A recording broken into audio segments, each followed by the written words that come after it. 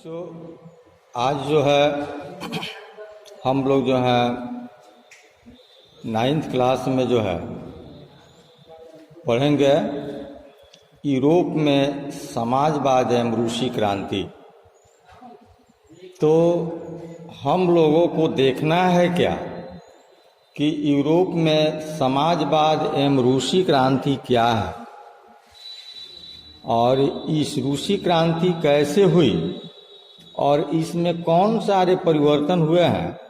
इसी सब परिवर्तनों को हम लोग को आज जो है पढ़ना है। तो सबसे पहले जो टॉपिक है इसमें वह लिखा हुआ है क्या, सामाजिक परिवर्तन का युग। यानी समाज में रूसी क्रांति के कारण समाज में कैसे परिवर्तन हुआ, इस परिवर्तन के विषय में हम लोगों को जानना है। तो चले हम लोग देखें कि क्या है। इसमें जो है 18वीं सदी से पहले फ्रांस के समाज मोटे तौर पर स्टेट और श्रेणियों में बंटा हुआ था। समाज की आर्थिक और सामाजिक सत्ता पर कुलीन वर्ग और चर्च का नियंत्रण था। चर्च उसे कहते हैं जो पादरी लोग हुआ करते हैं। लेकिन क्रांति के बाद इस संरचना को बदलना संभव दिखाई देने लगा। यूरोप और एशिया सहित दुनिया के बहुत सारे हिस्सों में व्यक्तिगत अधिकारों के स्वरूप और सामाजिक सत्ता पर किसका नियंत्रण हो, इस पर जो है उन लोगों के बीच में चर्चा छिड़ गई। भारत में भी राजा राममोहन राय डोजियो ने फ्रांसीसी क्रांति के महत्व का उल्लेख किया है और बहुत सारे लोग जो हैं क्रांति के पश्चात यूरोप की स्थिति के बारे में चल रही बहस में भी भाग लिया है। आगे चलकर उपनिवेश में घटी घटनाओं ने भी इन विचारों को एक नया रूप प्रदान करने में अपना योगदान दिया है। मगर यूरोप में सभी लोग जो है समाज परिवर्तन के पक्ष में नहीं थे। इस सवाल पर सबकी अलग अलग राय थी। बहुत सारे लोग जो हैं बदलाव के लिए तो तैयार थे, लेकिन वह चाहते थे कि यह बदलाव धीरे धीरे हो। एक खेमा मानता था, यानी एक पक्ष मानता था कि समाज का आमूल पुनर्गठन जो है जरूरी है, और कुछ जैसे रूढ़िवादी थे तो कुछ उदारवादी भी इसमें थे। तो समाधानों के पक्ष में थे। इस समय के संदर्भ में इन शब्दों का क्या मतलब था, राजनीति की इन धाराओं में क्या फर्क थे और कौन कौन सी बातें थी जो समान थी, हमें यहाँ पर ध्यान देना चाहिए। और इन शब्दों का अर्थ काल और परिवेश में एक ही नहीं होता है, सभी में परिवर्तन होता है। और इसी प्रकार टकराव के कारण जो है रूसी क्रांति की जरिए सामाजिक परिवर्तन हुआ, समाज में परिवर्तन लाया गया और रूसी क्रांति जो सफल हुई। दूसरा पॉइंट जो है वह है उदारवादी रेडिकल और रूढ़िवादी। यह दूसरा पॉइंट हुआ। जैसे इस पॉइंट में लिखा गया है क्या, या इस पॉइंट से हमें यही शिक्षा मिलती है कि समाज परिवर्तन के समर्थकों में एक समूह जो था वह उदारवादियों का था। उदारवादी ऐसे राष्ट्र चाहते थे जिसमें सभी धर्मों का बराबर का सम्मान और जगह मिले। शायद आप जानते होंगे कि उस समय यूरोप के देशों में प्रायः किसी एक धर्म की ही प्रधानता थी। ब्रिटेन की सरकार चर्च ऑफ इंग्लैंड का समर्थन करती थी। ऑस्ट्रिया और स्पेन कैथोलिक चर्च के समर्थक थे। उदारवादी समूह वंश आधारित शासकों की अनियंत्रित सत्ता के भी विद्रोह में थे। ये लोग वंश परंपरा के आधार पर जो सत्ता चलाया जाता था उस सत्ता के विरोध करते थे। वे सरकार के समक्ष व्यक्ति मात्र के अधिकारों की रक्षा के पक्षधर थे और उनका कहना था क्या कि सरकार को किसी के अधिकारों का हनन करने या उन्हें छोड़ने का अधिकार नहीं देना चाहिए। यह समूह प्रतिनिधित्व पर आधारित एक ऐसी निर्वाचित सरकार के पक्ष में था जो शासकों और अफसरों के प्रभाव से मुक्त और सुप्रशिक्षित न्यायपालिका द्वारा स्थापित किए गए कानून के अनुसार शासन कार्य चलाना था। पर यह समूह जो है लोकतंत्रवादी नहीं था। ये लोग जो हैं सार्वभौमिक वयस्क मताधिकार यानी सभी नागरिकों को वोट देने का अधिकार के पक्ष में नहीं थे। उनका मानना था कि वोट का अधिकार केवल संपत्तिधारियों को ही मिलना चाहिए। जिसके पास संपत्ति है उनको मिलना चाहिए, जिसके पास संपत्ति नहीं है उनको जो है मतदान करने या वोट देने का अधिकार नहीं मिलना चाहिए। इसके विपरीत ठीक इसकी उल्टा रेडिकल समूह जो था वह ऐसी सरकार के पक्ष में था जो देश की आजादी के बहुमत के समर्थन पर आधारित थे। उनमें से बहुत सारे लोग जो हैं महिला मताधिकार आंदोलन के समर्थक भी थे। यानी उस समय महिलाओं को मत देने का अधिकार नहीं था। उदारवादियों के विपरीत ये जो हैं लोग बड़े जमींदार संपन्न उद्योगपति को प्राप्त भी थे और विशेषाधिकार के खिलाफ थे। ये निजी संपत्ति के विरोधी नहीं थे, लेकिन केवल कुछ लोगों के पास संपत्ति के संग्रहण का विरोध जरूर किया करते थे। यानी कुछ ऐसे भी संपत्तिशाली व्यक्ति लोग जो थे जिन लोगों का विरोधी किया करते थे। इस प्रकार जो है फ्रांसीसी क्रांति में जो है उदारवादी रेडिकल और रूढ़िवादियों की जो है परंपरा बनी रही और इसमें जो है उन लोगों के मतानुसार इसमें कुछ जो है परिवर्तन होते रहा। तीसरा पॉइंट जो है हम लोग पढ़ेंगे औद्योगिक समाज और सामाजिक परिवर्तन। औद्योगिक समाज और सामाजिक परिवर्तन कैसे उद्योग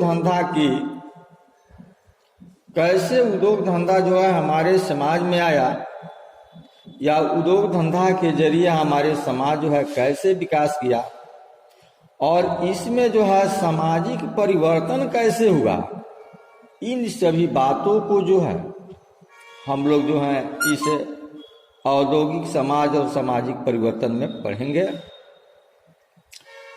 ये राजनीतिक रुझान एक नए युग का द्योतक के रूप में माने गए थे और यह दौर गहन सामाजिक एवं आर्थिक बदलावों का था। यह ऐसा समय था जब नए शहर बस रहे थे और नए नए उद्योग क्षेत्र विकसित हो रहे थे। रेलवे को काफी विस्तार हो चुका था और औद्योगिक क्रांति संपन्न हो चुकी थी, यानी समाप्त हो चुका था। औद्योगिकरण ने औरतों, आदमी और बच्चों सबको कारखानों में ला दिया। काम के घंटे यानी पाली बहुत लंबी होती थी, यानी काम करने का समय जो है बहुत ज्यादा होता था और मजदूरी बहुत कम थी, यानी बहुत कम मिलता था। बेरोजगारी आम समस्या थी औद्योगिक वस्तुओं की मांग में गिरावट आ जाने पर तो बेरोजगारी और भी बढ़ जाती थी। शहर से तेजी से बसते और फैलते जा रहे थे, इसलिए आवास और साफ सफाई का काम भी मुश्किल होता जा रहा था। उदारवादी और रेडिकल दोनों ही इन समस्याओं के हल खोजने की कोशिश कर रहे थे। लगभग सभी उद्योग व्यक्तिगत स्वामित्व में थे, एक व्यक्ति के हाथ में था। बहुत सारे रेडिकल और उदारवादियों के पास भी काफी संपत्ति थी और उनके यहाँ बहुत सारे लोग नौकरी करते थे जिनके पास उद्योग धंधा चलाने का साधन परिपूर्ण मात्रा में उपलब्ध था। उन्होंने व्यापार या औद्योगिक व्यवसायों के लिए धन दौलत इकट्ठा की, इसलिए वे चाहते थे कि इस तरह के प्रयासों को ज्यादा से ज्यादा बढ़ावा दिया जाए और उन्हें लगता था कि अगर मजदूर स्वस्थ हों और नागरिक पढ़े लिखे हों तो इस व्यवस्था का भरपूर लाभ लिया जा सकता है। ये लोग जन्मजात मिलने वाले विशेषाधिकारों के विरुद्ध में थे। व्यक्तिगत प्रयास, शर्म और उद्यमशीलता में उनका गहन विश्वास था और उनकी मान्यता थी कि यदि हरेक को व्यक्तिगत स्वतंत्रता दे दी जाए, गरीबों को रोजगार मिल जाए और जिसके पास पूंजी है उन्हें बिना रोक टोक काम करने का मौका अगर दे दिया जाए तो समाज तरक्की कर सकता है। और इसी कारण 19वीं सदी के शुरुआती दशकों में समाज परिवर्तन के इच्छुक बहुत सारे कामकाजी स्त्री पुरुष उदारवादी और रेडिकल समूह पार्टियों के इर्द गिर्द गोलबंद हो गए थे। इसमें जो है यूरोप में 1815 में जिस तरह की सरकारें बनी उनमें छुटकारा पाने के लिए कुछ राष्ट्रवादी उदारवादी रेडिकल आंदोलनकारी क्रांति के पक्ष में थे और इस तरह जो है औद्योगिक समाज और सामाजिक परिवर्तन में कुछ बदलाव आया।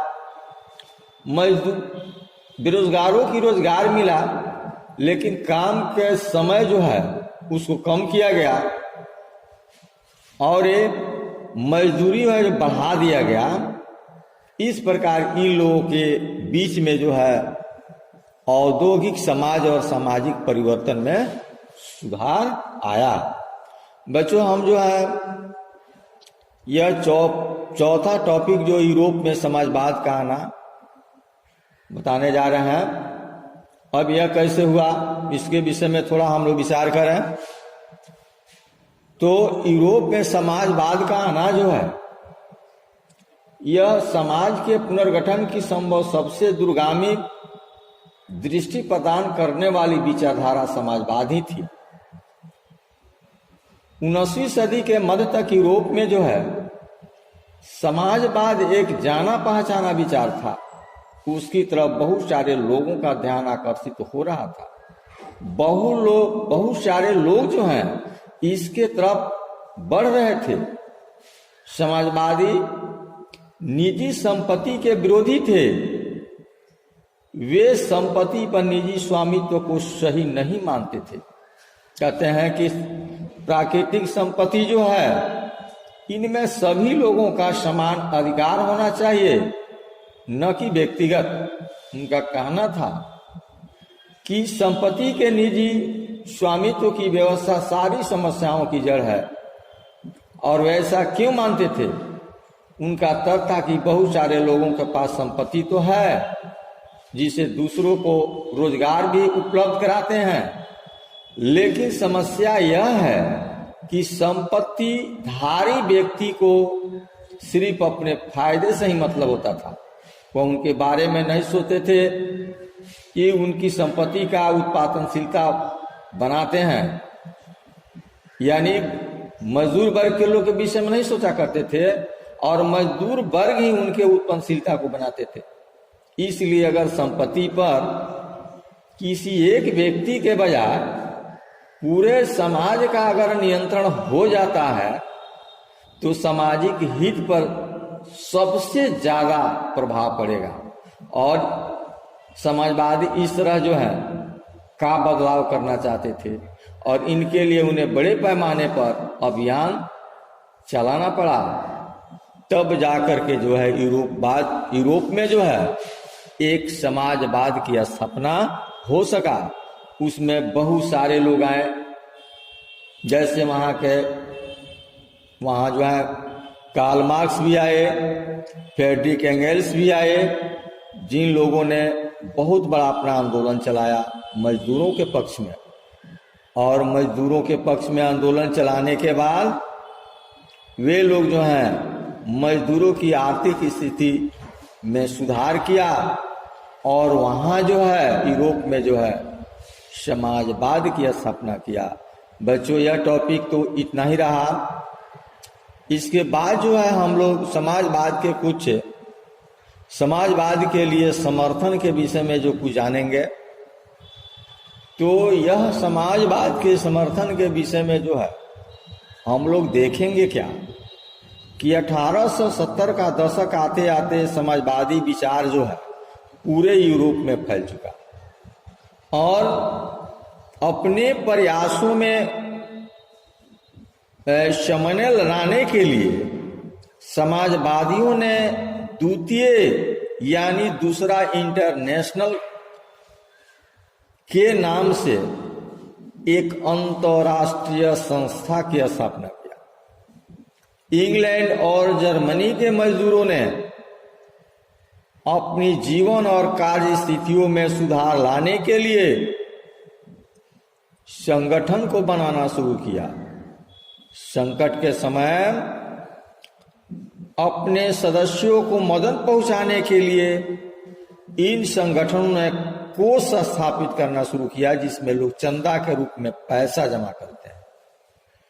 काम के घंटों में कमी लाई गई, मताधिकार के लिए आवाज उठाना शुरू कर दिया गया। जर्मनी में सोशल डेमोक्रेटिक पार्टी के साथ इन संगठनों के काफी गहरे संबंध थे और संसदीय चुनावों में भी पार्टी की मदद भी किया करते थे। 1905 तक ब्रिटेन के समाजवादियों और ट्रेड यूनियन आंदोलनकारियों ने लेबर पार्टी के नाम से अपनी एक अलग संस्था बना ली, यानी पार्टी बना ली।